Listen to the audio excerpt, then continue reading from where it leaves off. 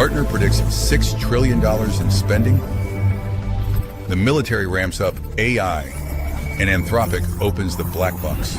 Today on Techstrong Gang. Hello, everyone.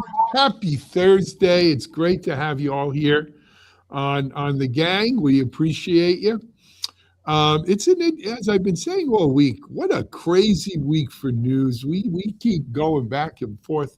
It's so hard to just pick three things. I feel like I need Adderall or something for ADHD. There's so much going on out here. But that being said, we've picked three good ones today, and we've got a really good gang to talk about it. Let me introduce you to our gang. First of all, in all her Valentine's Day glory, it's our friend Ann Ahola Ward, and I love that background. Thank you so much. It actually makes me feel kind of cheerful too. Between Good. that and coffee, it's waking me up. Hey, if it feels good, do it. Next up, we have our friend Fred Wilmot. He has his normal background. Bah humbug, Valentine's Day. Well, it's too early for Valentine's Day for some of us. And then we have our friend Gina Rosenthal. And out in the valley, we've got Jon Swartz and, of course, Mike Vizard. Gang, welcome. Welcome. Happy Thursday to you. So Gartner, well, we'll talk about Gartner. But Gartner is saying that we're going to have a $6 trillion IT spend this year or next year. We're up this 2026. Yep, $6 trillion. That'd be almost enough to man the data center's $8 trillion build out. But in any event, that's an awful lot of T's in $6 trillion, awful lot of dollars. It's a great headline grabber for a company whose stock is dropping like a rock. But Mike, what do we got? Well, this has always been something of an inexact science, but it's an annual tradition now, I think, where Gartner comes up with their 2026 annual forecast, and they've done it every year. And honestly, I don't know if anybody's ever gone back and actually measured like how accurate these forecasts are historically, but it's better than nothing. And I guess, John, I'm going to get your read on this whole thing, but it does seem to me like there's a lot of inflated AI spending in this projection, and I can't help but wonder if that's like, 5 companies spending billions and everybody else kind of just watching along. Yeah, you're right. You're right. It comes down to about a handful of companies doing the vast majority of the spending. And just for context, Gartner said 6.15 trillion in 2026, which is up about 11% from 2025. Majority of it, the engine of the growth is going to be data centers, building out infrastructure, as Alan mentioned. The data center investment is going to go past 650 billion, evidently, this year. Other highlights, and there are a lot of highlights, and I have to look down just my cheat sheet to make sure I have the numbers right. Software sector is going to continue to grow. It'll be expected to exceed 1.4 trillion. Gen AI is going to skyrocket in terms of spending. However, on the flip side, let's mention some other things. The consumer spending on consumer enterprise devices is kind of hitting a plateau because of the rising memory prices and supply shortages. It's one interesting sidelight is there's been this big tech stock sell-off. And one of the factors that went into the sell-off was, I think there was like $1 trillion was lost because investors are worrying that AI is going to disrupt traditional business models. So I kind of found that interesting on the flip side. There was another report that we mentioned in the show notes from Databricks that shows a big spike in enterprise adoption of multi-agent AI workflows. It's up like 350%. This stuff is the number is big, but I think it's a kind of a duh type of conclusion. Daniel Newman from Futurum Group has been talking about this for a long time, around the same types of numbers. It's a build out still, and it's a growing industry. The infrastructure is the story for now. It will kick the can down the road about profitability and about profits, but profits in general. But it's an interesting study. And again, with Gartner, we need to do, I think what somebody should do, I don't want to do it, but what somebody should do is look back the last 10 years in their predictions and then cross-reference with what really the numbers were. I used to do that with Sports Illustrated, by the way. I used to read the predictions of the sporting events, of the standings at the end of the year to see how bad the predictions were. I think we probably should think about doing this with Gartner and other groups. John, I thought you were going to say put them out of their misery. Well, we mentioned yesterday the stock. It was like, I want to say 80%. No. Well, it's down like 75% in the year. 75%. Yeah, that's what I meant. Yeah. But it dropped. It dropped just the other day alone. Some outrageous number like 35, 40%. Maybe it ended up in the 20s, down 20-something percent for the day. But I'm not entirely sure. I'm not entirely sure I trust the sources that Gartner's using, because they're surveying the IT people, and I'll put two things out there in perspective. Well, maybe three. So Databricks, 300% increase. So 300% on top of one is, 3. And if you look on today, there's a couple of stories up on Techstrong AI talking about some other surveys where Salesforce just announced that they have a Salesforce where they looked at it and said, yep, people are deploying AI agents, and on average, they have in these organizations deployed 12. That's an average. So some have 20, some have 2. And they're also forecasting that by the end of the year, the average will move to maybe 20. Okay, that's nice. And then I go look at what those AI agents are, and what are we talking about? Well, they're AI agents that were exposed by Salesforce, or they're exposed by we'll take, for example, Adobe. I happen to like their AI agent, but it's stuff that, is in those SaaS apps. It's not like I went out and built it. Now, Zapier is also saying, though, that come this year, a quarter of the IT folks that they surveyed expect to have very, sophisticated AI agent orchestration frameworks and automated workflows. But here's the thing, and in my experience, and Gina, I'll ask you this. I have never met an IT person who did not overestimate the impact IT was going to have on the business. They just, it's all rose-colored glasses, and then you go talk to the business people, and they're always like, come again, say what? Didn't see it that way. Yeah, I totally agree with you. I was cracking up at the first thing you said about the 300%, because as a marketer, it's awesome when you walk into a business that has no marketing at all, because every single number you do for the first year is like 14,000% increase. So yeah, but back to your idea of the business not seeing the impact. Yeah, I think that happens all the time. Or you think you do this wonderful thing, especially when you talk about IT and operations, they didn't even notice it at all. They just didn't complain about anything for a year. And really, that's where the metric should be, maybe. Mike, I've got a Shimmel's law for this. Here we go. Here we go. Right. Hey, AI taketh, right? For everything AI giveth, AI taketh away.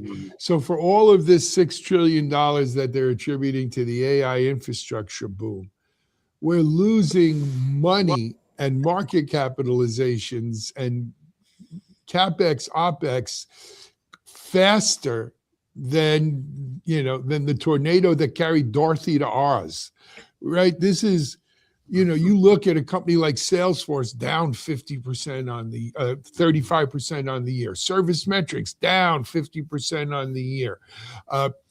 Microsoft down 4% on the year. Oracle, which was a high riser for a while, back flat.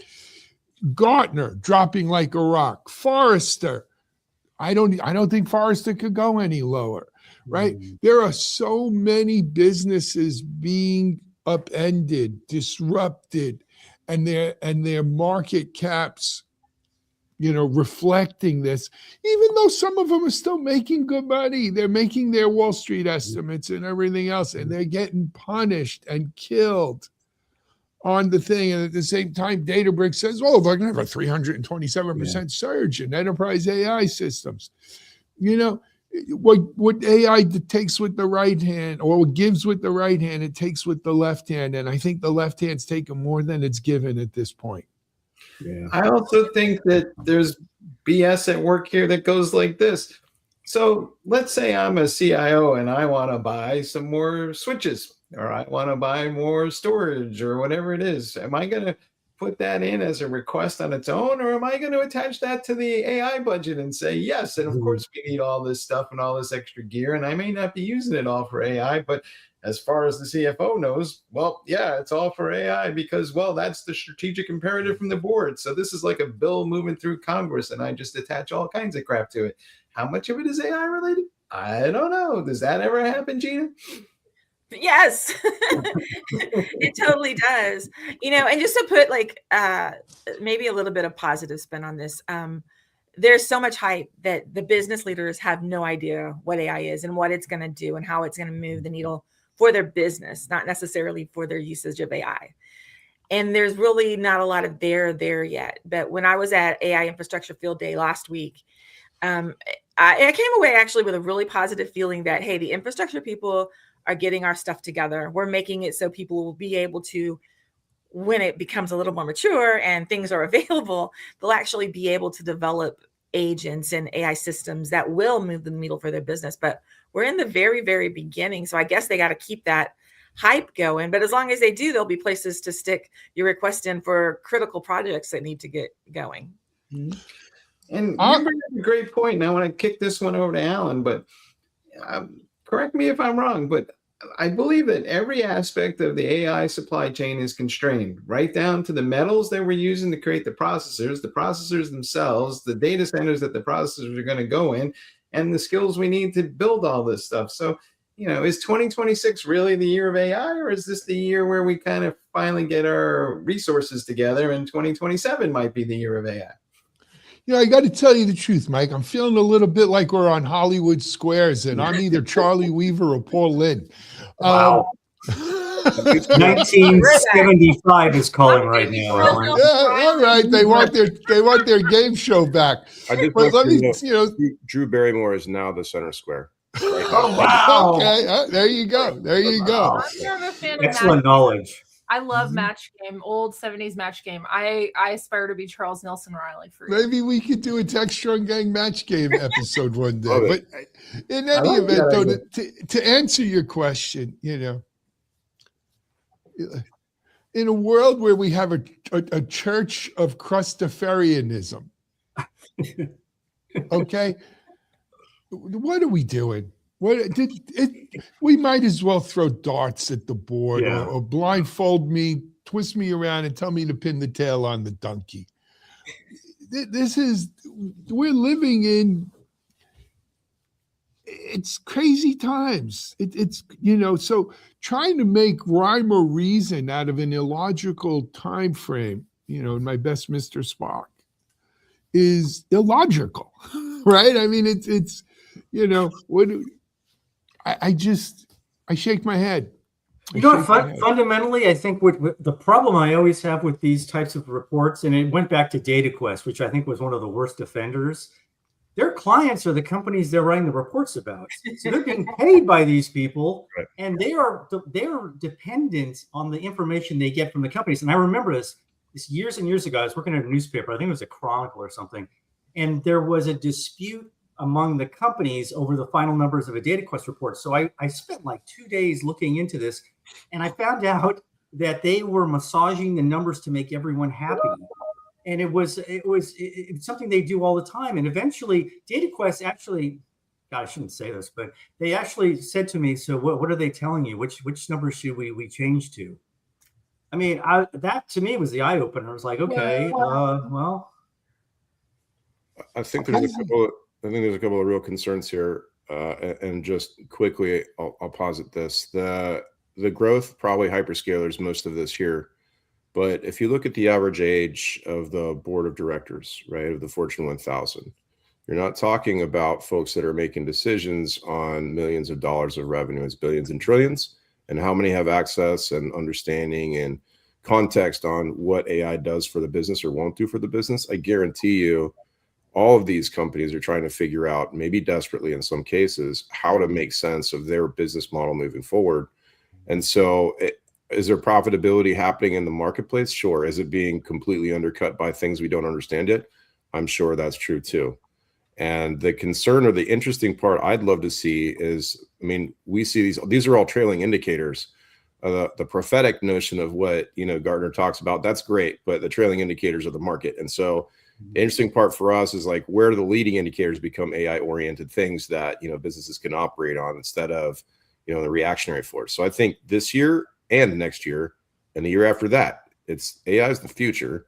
So it's not a bubble. The market of where we're spending on AI may be a bubble, but it's a new way of life. We got to get comfortable with what that is and how it impacts the marketplace. I agree with you, Fred. I agree. Hey, you know what, though? Whenever companies are looking for money for a particular market or anything, one of the lowest hanging fruits and the fattest of pork is the military budget. And especially in today's day and age. So let's jump to our second segment here, the militarization of AI. Hey, smells like victory in the morning. We have a post up on Digital CXO that kind of points to this, but it seems to me like the issue is, of course, the military is going to be using AI, but the way we structure things in the United States government now, it's like, well, the line between the Department of Defense or Department of War and the Department of Homeland Security is very porous. And a lot of the technologies that the military is using for AI are finding themselves into a Department of Homeland Security that's starting to use these things in ways that may not be in keeping with our, shall we say, constitutional values. Gina, what's your thought on what's going on here? It doesn't seem like we have a whole lot of oversight. That's putting it lightly. Yeah, so the Department of War and the Defense Secretary, Pete Hegseth, is only he wants to make sure all the AI models are there for him to fight wars. It wants him to fight a war and doesn't want them to be so woke that they won't do what he wants them to do. And specifically talking about Anthropic.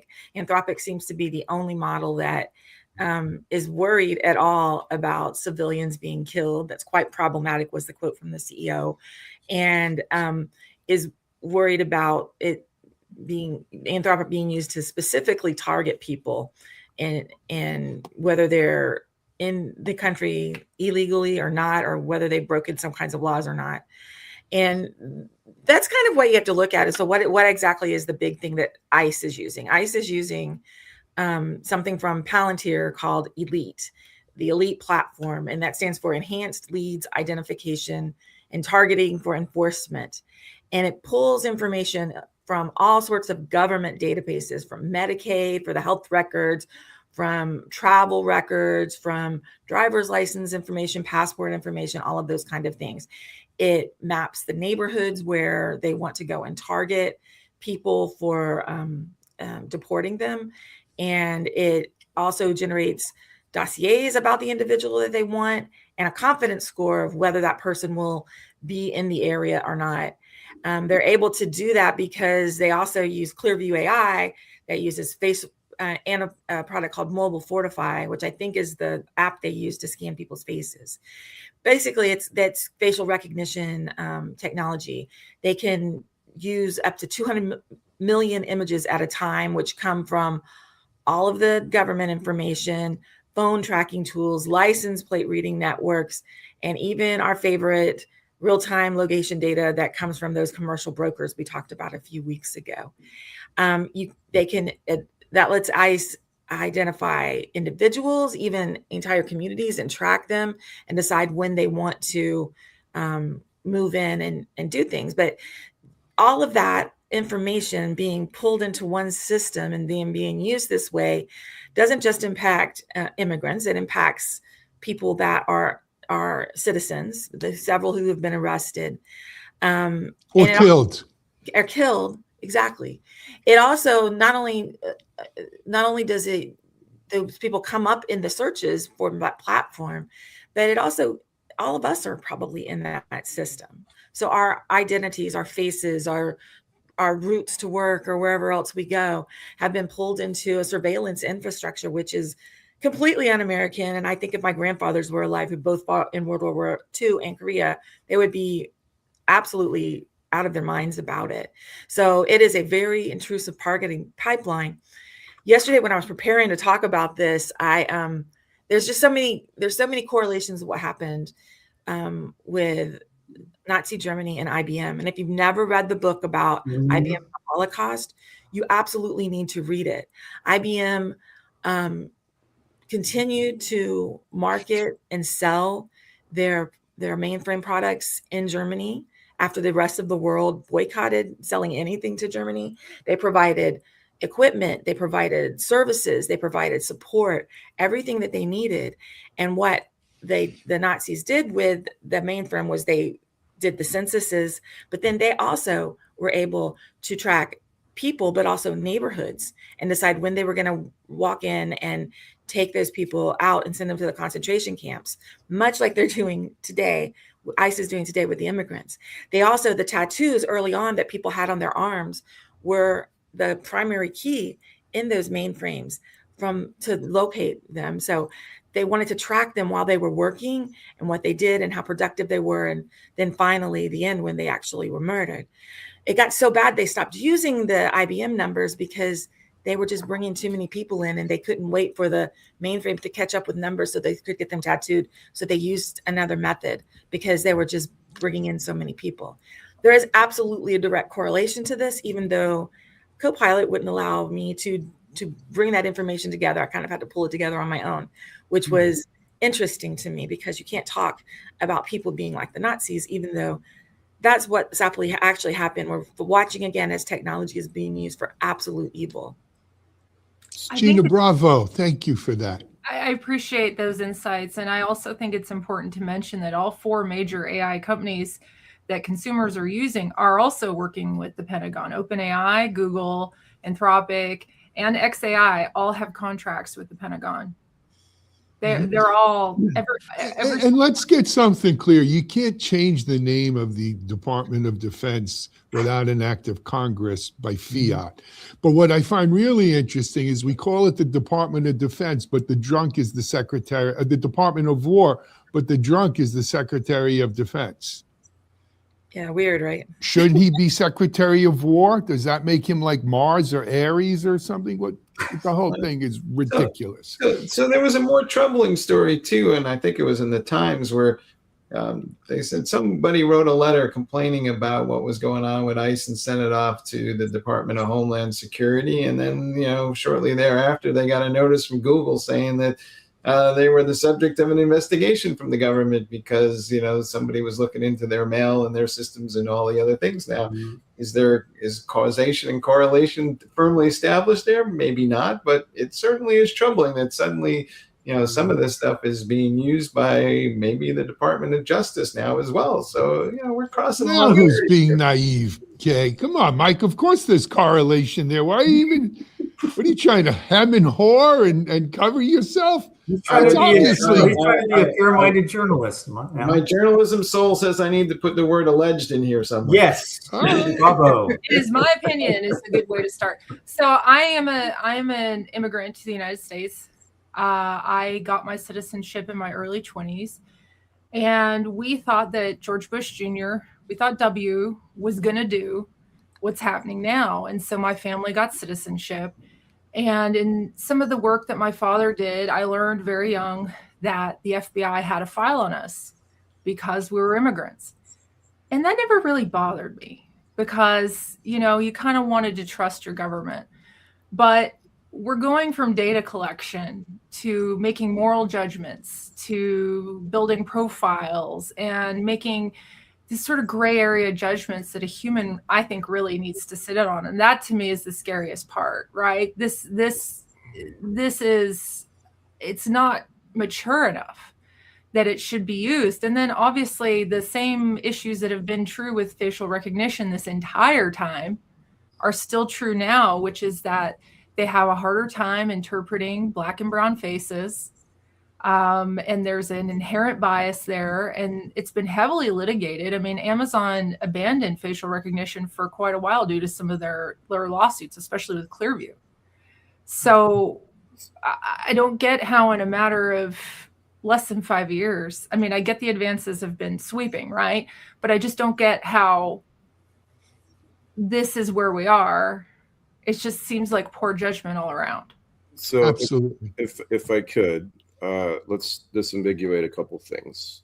Department of War, Department of Defense, and what their operational charter is different than what Homeland Security's is. Absolutely. And So- be clear about that. So the intent and the action and everything that Hegseth has to say about it has defending the nation at heart. Let's put that aside for a second.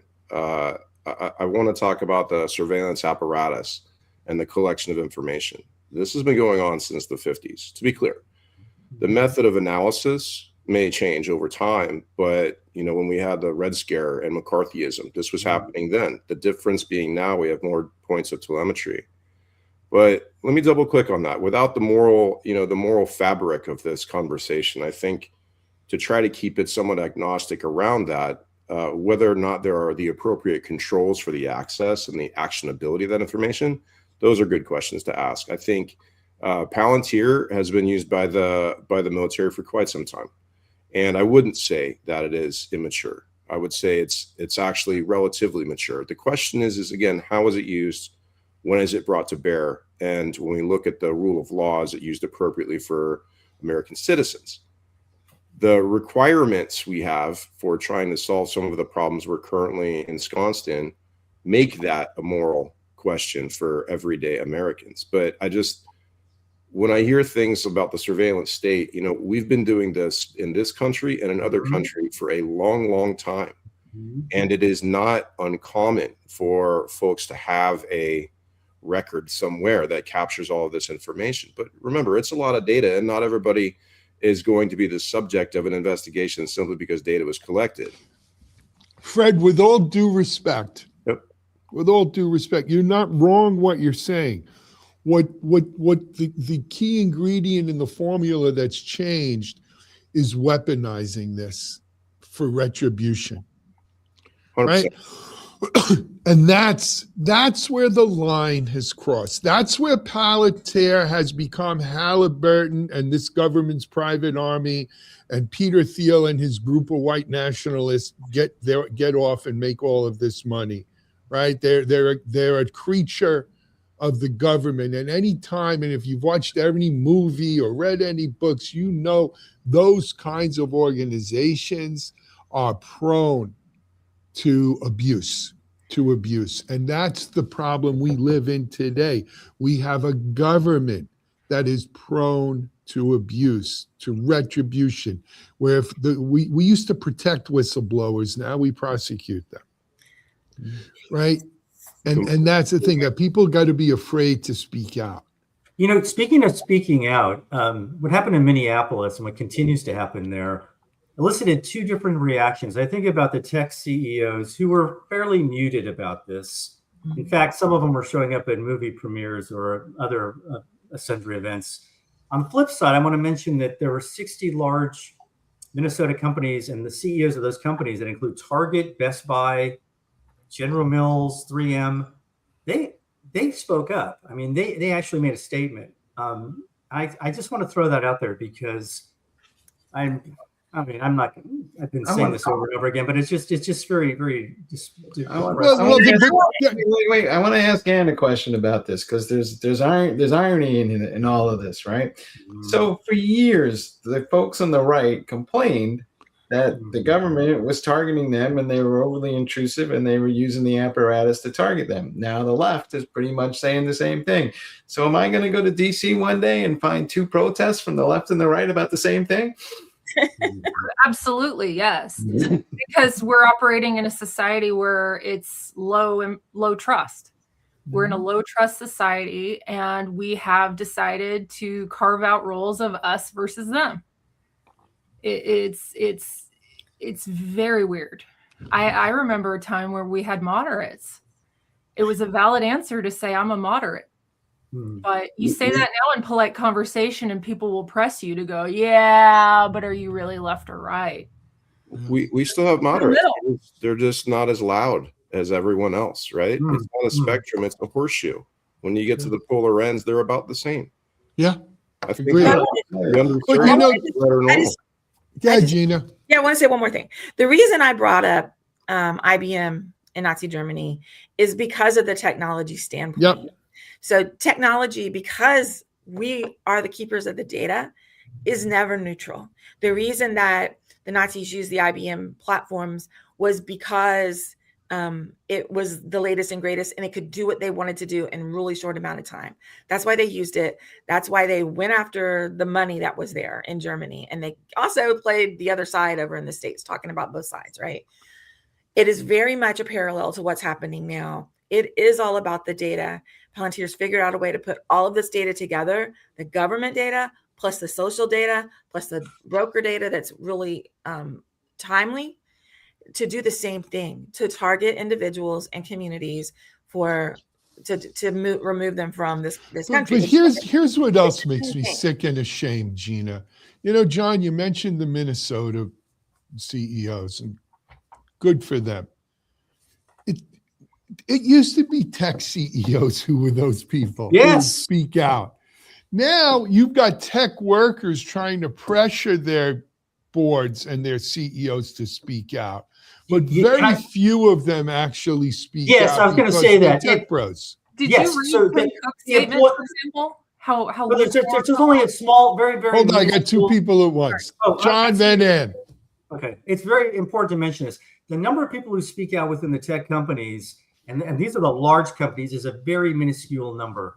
I mean, there was a petition signed by less than 500 people, and you think about those 500 people work at companies that employ 1 million people. And the reason why, there's a couple of reasons why. They work for companies that are in the midst of slashing their workforces. So the last thing they want to do is create or raise the target to themselves. The second thing is they are terrified of job security. It's kind of this close your eyes and pretend nothing's happening. And the workers at these places have to And by the way, what's going on at the top. To Gina's point, that's what happened in Germany. A lot of people just closed their eyes That's in the right, 30s. yes. And Exactly. what do you have to say? I am sort of saddened by the amount of tech CEOs who have genuflected to the current administration. And if you look at Tim Cook's statements just a few years ago, when there was strife or other issues, if you look at what he said about George Floyd, what happened there, and if you look at what he's just said about Minnesota, it was so passionless, middle of the road. It was like, where did your inner compass Morals go. Yeah. Yeah, because everyone could always kind of look to Apple as the good guy, even if they weren't always. They were sort of and have been historically seen as the good guys. And when I read Tim Cook's statement about Minnesota, I was like, this Well, is that was after that was after he offered up the golden calf. I mean, apple, the golden apple. I would just add one last thing to this whole thing. I have serious doubts that there are moderates, and I'm going back in time, and I remember that there were friends who I've asked, and they said, "Oh yeah, I'm a moderate," but when I poke at them and I ask them what they feel about X, Y, Z, and Z, well, it turns out that they're far from moderate. Exactly my point, Mike. Exactly. I guys, we could talk about this all day, but we'll all wind up under investigation if we aren't already. Let's move along. Let's move along and talk about understanding AI. Anthropic, who, their Claude Constitution and everything else seems to be trying. But anyway, they've got some new research. Mike, what's this about? Kudos to Anthropic. At the very least, they're making us think. And they have a new report out that says that, well, if you're using AI to acquire new skills, turns out you may not understand it as well as you might if you had learned it yourself. And I'm going to pass this over to Fred, but it kind of reminds me of, back in the day, I guess, I used to have a decent understanding of how my television worked because it had cathode ray tubes, and I went to the store with my dad and we would replace them. And then once it became all solid state, I lost interest. But I don't know. Is that the same thing here? Throwbacks today have been gold. Yeah, we have, dude. I actually terminated somebody for overuse of AI who was a developer this last year, who had a master's in computer science and an amazing pedigree, but I terminated them because their overuse on AI, they were too young in their career and not developing the skills and reasoning and following it when it was wrong. Okay, let me talk about the AI tool chain here and the conversation that Anthropic's forwarding. I think the submission would be, they did a random blind controlled study on 52 junior software engineers. I make that point so that you understand where they are in their careers, right? And basically gave them a Python library that they hadn't used before that did basically some asynchronous programming. And they asked them then challenged to say, hey, please, build something with this and, complete these some coding tasks based on that. And some of the group was given limited access to some documentation, and some of the group was given just access to AI and the use of the library. And things that we know. If you don't have to work very hard to get an outcome, did you learn something in the process? The answer is yes. The question is, who is going through the process of evaluating this? So is AI a learning aid, not a substitute? Well, most of the folks that have been software engineers for a long period of time understand the value of testing and the iterative process of improvement of their code base and the understanding of optimization and refactoring and things like this. And folks that are trying to get something with speed and completeness, right, comparatively, showed that they weren't picking through some of the logic problems to understand the context of what the library provides for them.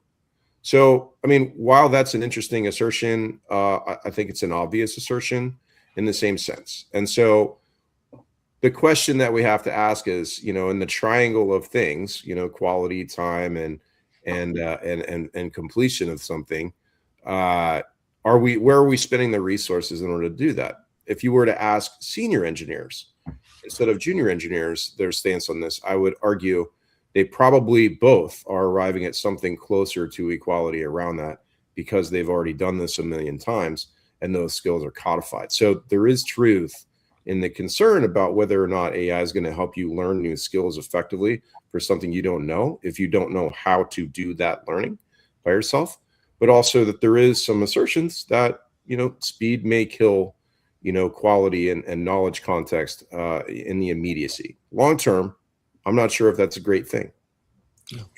I think long term, Fred, 5 years from now, you look back and say this developer got, laid off for using AI too much, and they'll say how quaint. Right? I'm going to be talking about this on Shimmy Says later this afternoon. About we're in this scarlet letter phase, I call it, of AI right now, where if you admit to using AI to write code, make music, draw pictures, write articles, you get that scarlet A on your forehead or your chest or whatever. And it's akin to when we used to think that stuff that said made in Japan was cheap, like an old Godzilla movie with the thing on cardboard buildings, right? And then all of a sudden Japan became one of the top producers of quality products in the world and changed the way we manufacture stuff. And it went to China. And now made in China doesn't necessarily mean it's bad quality either. We're here all on Chinese equipment probably. It's the same thing with AI, right? It's a scarlet letter time that we're living in, and that's what we see here. Well, not about that. I think, just coming from an educational background, what makes me a little worried is that if junior engineers don't get the chance to fail, because that's really where you learn. It is. You break something, you fix it, you learn.